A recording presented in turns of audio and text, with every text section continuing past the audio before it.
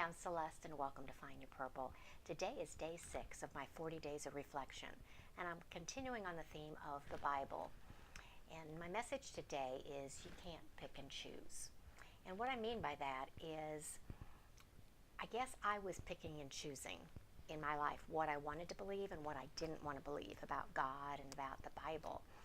And when I first started going to church, one of the sermons, Pastor Brent had presumably the Bible, and he was making the point visually. He would say, oh, well, I don't like that part, so he'd cut it out, and I don't like this paragraph, he'd cut it out, and basically it was kind of making it obvious that it's pretty stupid to do what I was doing, picking and choosing what I wanted to think, what I wanted to believe, and what I didn't. You either believe the Bible is true or you don't. You can't say, I'll believe this, and this part, but I won't believe this, and this. And everything in there was put in there for a reason, the good, the bad, and the ugly. And just because I don't like the message doesn't mean it's not true. And I know there were times over the years where I would try a church, and I remember specifically in Venezuela, I went to a church, an English-speaking church, and the message was all about hail and brimstone. It was so depressing. And I left the church and I basically thought, I'm not going back, and I didn't. I just didn't, my view was I didn't like the pastor or the teachings, that kind of thing. And bottom line, I just didn't want to hear the bad news. And this past year, my daughters don't go to church regularly with me. One of them comes more often than not lately, but the rest of them, to get the entire group there, it has to be my birthday or Mother's Day. And they were coming last spring.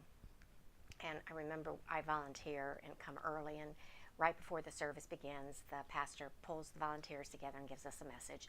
And he was warning us, we were doing Romans, and that it was going to be a tough sermon. It was the section of Romans that Paul tells everybody we're all sinners. And I just remember thinking, oh crap.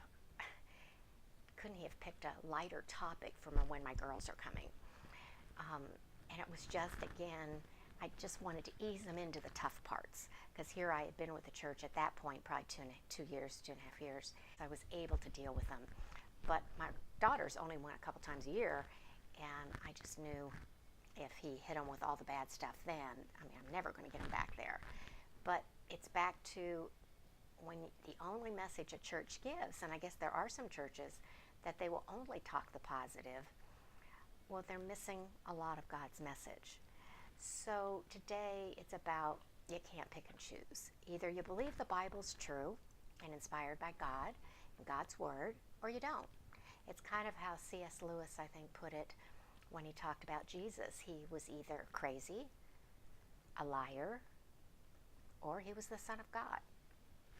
You had to pick one. And I think that's the same thing, with the Bible. And on another topic, this is Danny, yes, and I am co-parenting Danny. This is his 3rd day with me, and his daddy has to travel a lot, and we're going to see how it works if I watch him when he's gone, and then when he's home, Danny goes back to him. So again, this is Danny. He's a Maltese, and he reminds me a lot of my dog that had died a couple years ago, named Sarah. She was a poodle, but about the same size. So anyway, that's why I'm keeping him here, because I was afraid if I left him down, he'd take off and go to the bathroom in the corner. So anyway, that's it for today. As always, grab your cup of tea, sit back, and let's start sharing. Until next time, bye-bye.